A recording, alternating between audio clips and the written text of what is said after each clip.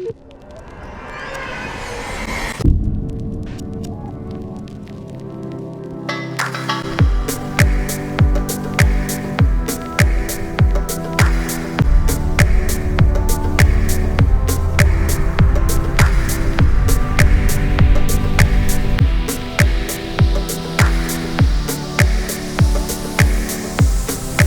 morning everyone, welcome back to Mexico and welcome to Ciudad Juarez. Again, as you can see behind me, I'm right near the border. I have my pasaporte and I have my 5 pesos in my pocket, which means hopefully I'm going to Texas. Brilliant, let's go. Okay, I'm through the first bit, 5 pesos into the little slot. Obviously I can't film much at a border, so we'll see what we can film.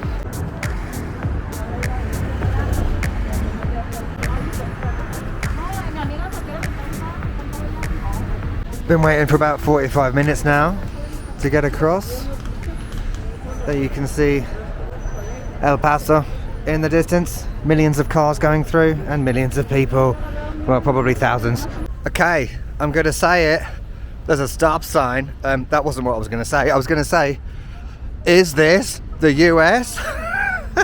There's the same Bienvenidos signs as in Juarez across the border. I feel like such a dumbass tourist. There's the immigration building behind me. It took about an hour and 15 minutes in total. Obviously I'm assuming that it takes longer to get over from Mexico to the US because there was no queue on the other side, sorry, a line. Yeah, it just went in, you know, small increments until you finally get into the building. You go into one door that's like for Mexican nationals and non-US citizens, and then you just go through like you normally would at an airport. You know, it did take a little while actually. She was asking a few questions, you know, is it my first time crossing into the US from Mexico? What do I do? What am I doing? All fairly normal. Here we are. This street looks familiar. It's kind of like the mirror of the street in Juarez across the border. There's downtown up there. That's where we're heading.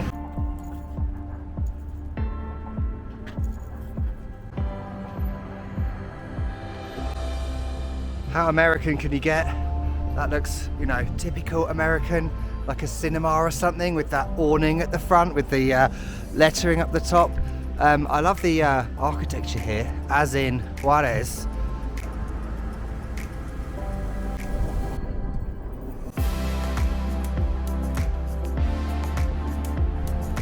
This is thoroughly weird as well, doing a Mexico video, but I'm not in Mexico. This is the site of the Emporium Bar where Pancho Villa, remember him from Durango, frequented here during the time of the Mexican Revolution. It's now Burger King. This building is the Montgomery building. It's the last surviving fake-fronted, wooden-fronted building dating back to the late 1800s. And it was popular around frontier times in the late 19th century.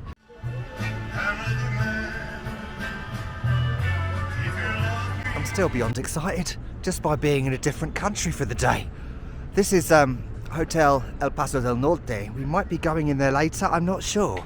By the way, I'm noticing evident and obvious homelessness the moment I enter the US. I know obviously it's an issue in Mexico and everywhere, but you know, we think that, you know, the US is, you know, the land of, you know, first world everything, just like the UK, but actually homelessness is rife in both countries, but people don't talk about it. People talk about that, oh, Mexico is the place where, you know, people are living in poverty and everything, but yes, you see it in Mexico, but it's not as obvious as it is here. Plaza, I love these signs out the front.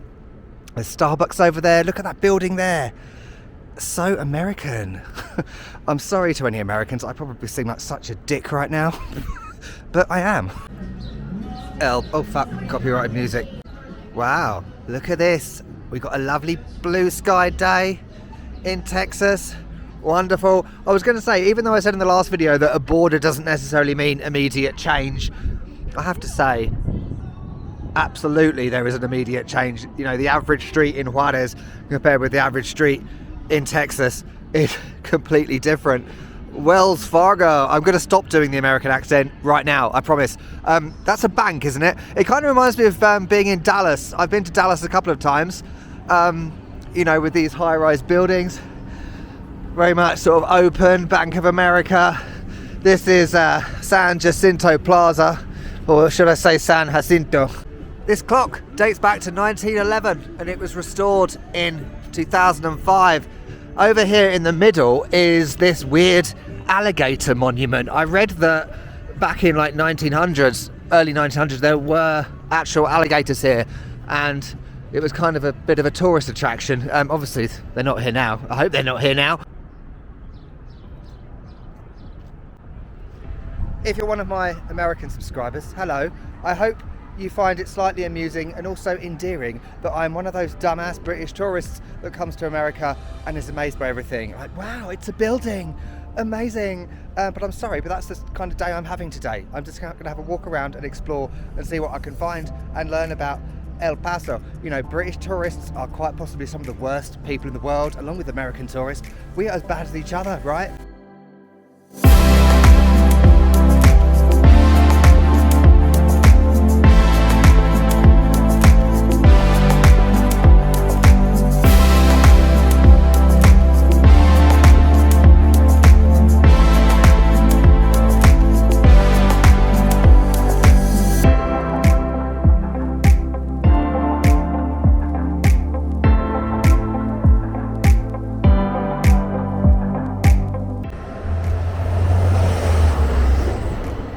I'm in the office district. I'm assuming it's called that because there are offices here. There's the US Post Office, and behind me is that Wells Fargo building. You know, it's that classic type of, you know, like Dallas 80s, the TV show, you know, that kind of a bit sort of retro and basic bitch.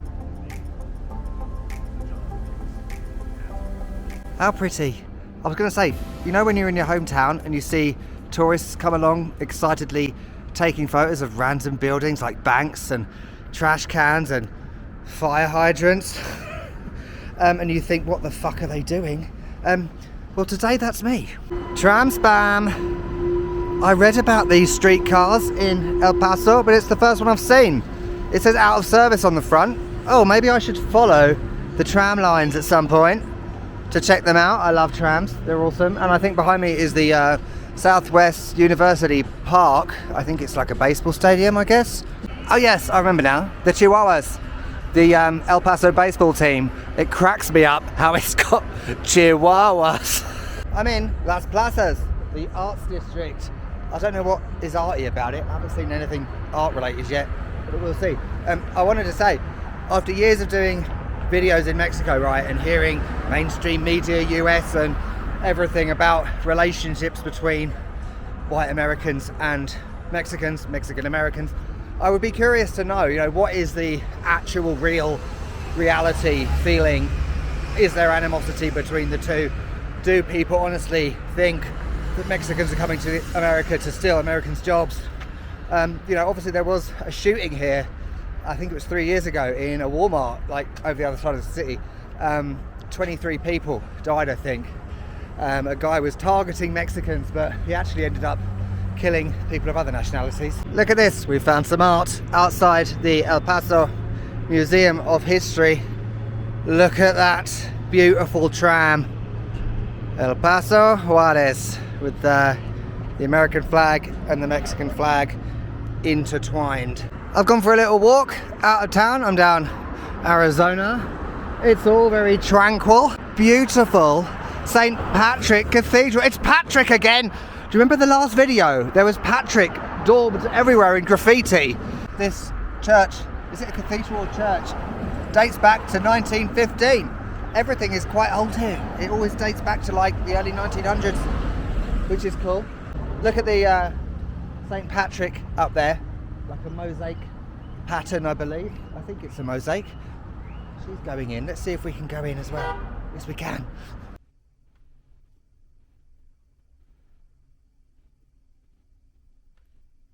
This church is amazing. Just take a moment. Listen. Silence. You can hear a pin drop. Hence, I'm talking quite quietly. There's no one else in here, by the way. That other lady's left. You can't even hear the traffic. Amazing. I'm in a church in El Paso by myself.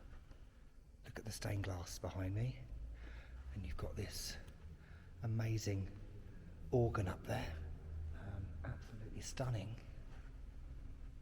This is monstrous. In a good way. Silence. How often in life can we find a place that is in absolute silence?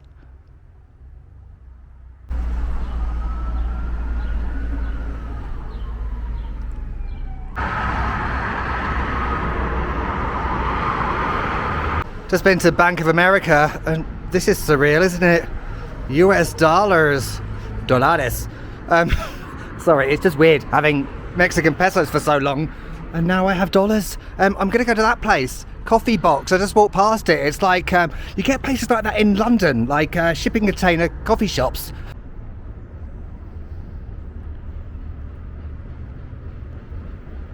Okay, lovely. Great, thank you. Cool. Coffee Box. It's right next to San Jacinto Plaza.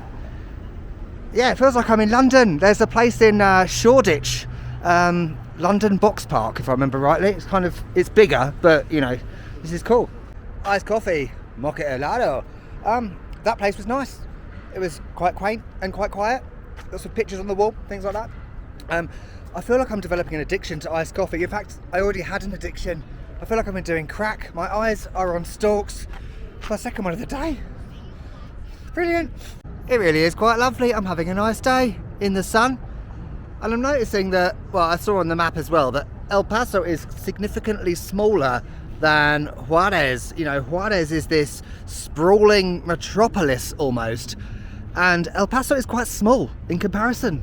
You know, I know I've only been in the downtown area really, but, you know, looking on the map, it is a lot smaller. And I guess it just goes to show the level of expansion and growth in Mexican cities. It's just astronomical. Let's see if we can get into this hotel. The, what's it called again? Hotel El Paso del Norte. Designed by Henry Trost. There's a helpful sign there, which is the road name. Designed in 1912, apparently. And there's something inside which could possibly be amazing. I don't know if I can get in though, because it might be closed.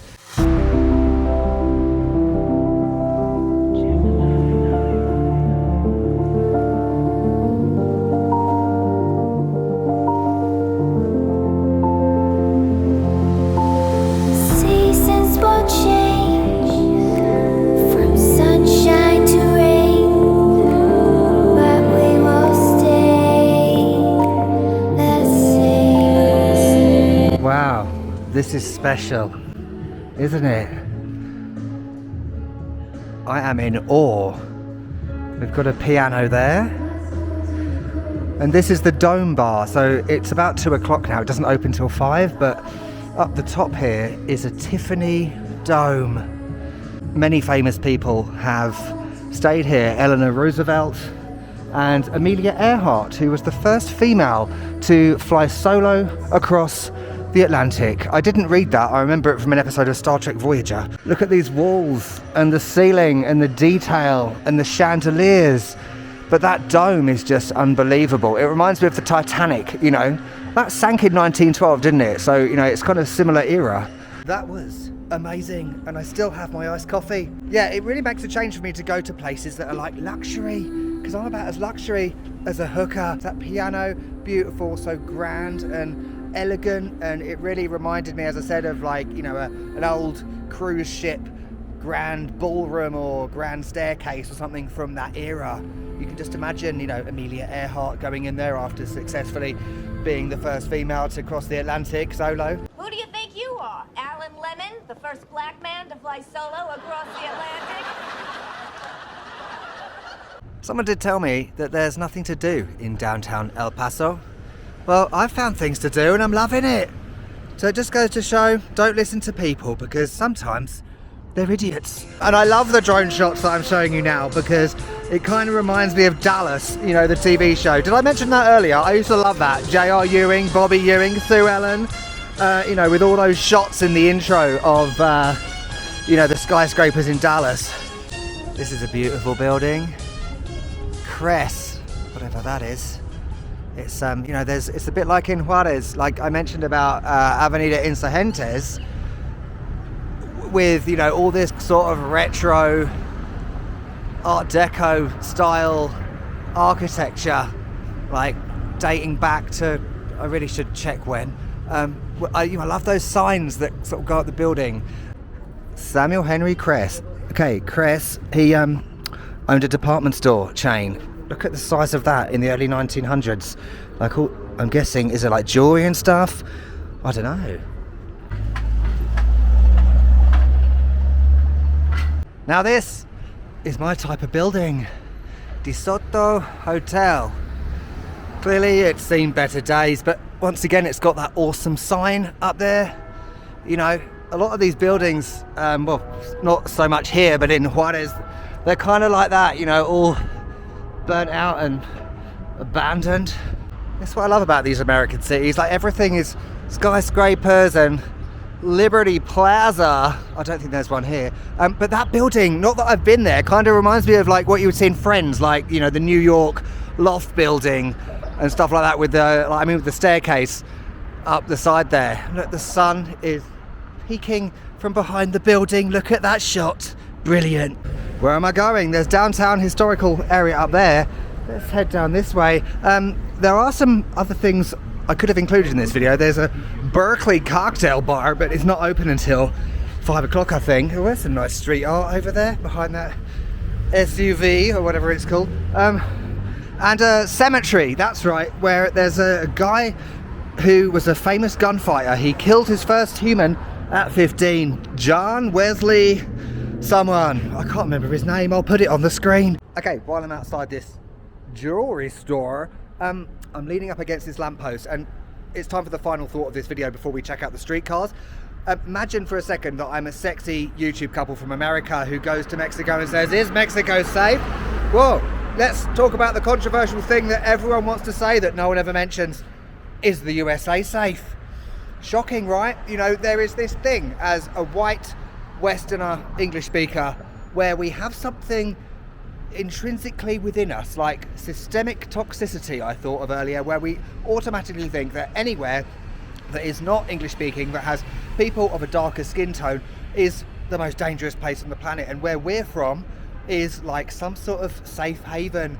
But you know, when we talk about the US, and I mentioned earlier about the shooting here, that's just the beginning of issues in the US with crime and death. You know, and I'm putting the UK in this as well, because there are, as I said earlier, there are many similarities between the US and the UK, and what I hear about crime and safety in the US is very much similar in the UK, except guns in the US are replaced with knives. I think it's really terrible how, you know, even though I don't think in my head that, oh, you know, Mexico's dangerous just because it's got Spanish speaking people of a darker skin tone, there is something deep within me, and this is the unconscious bias that all of us have. It's about unlearning what we've learned from birth. And you know, I've spent a lot of time in Mexico, obviously. I've spent less time in the US. I've been to numerous states. Have I felt more unsafe in Mexico than the US? No, there's no difference. Because as I always say, safety isn't generally about the place you're in. Obviously if there's a war going on, it's a bit different, but you know, it's about how you use your common sense and how streetwise you are. I'm slipping up this lamppost, you know, and I think it's time to just shut the fuck up saying that Mexico is the worst place on earth and look closer to home. Just because you're white English and an English speaker with a white skin tone doesn't make you better than anyone else. There, I've said it. I got such a headache. It's turning into a migraine. I think it's sunstroke. Convention center. I'm back at the tram thing. I almost went back to Mexico and forgot about the streetcars, but then I just noticed, I don't know why I didn't see this earlier, Sunday to Wednesday no service. Brilliant! It's Wednesday, by the way, but at least I got a shot of one earlier. Okay, after the cigarette, it's time to go back to Mexico, across the border. If you have any questions about this border crossing, anything that I haven't covered earlier in the video, just let me know down in the comments below and I will endeavour to do my best to answer. Obviously I'm not the expert, but you know, I can only talk about my own experience. So thanks for watching. Loved El Paso. Brilliant. Next time I'm moving back to Chihuahua down south, which is where I'm going to be based for the next few videos. Exciting. Say goodbye to the US and say welcome back to Mexico. Catch you later.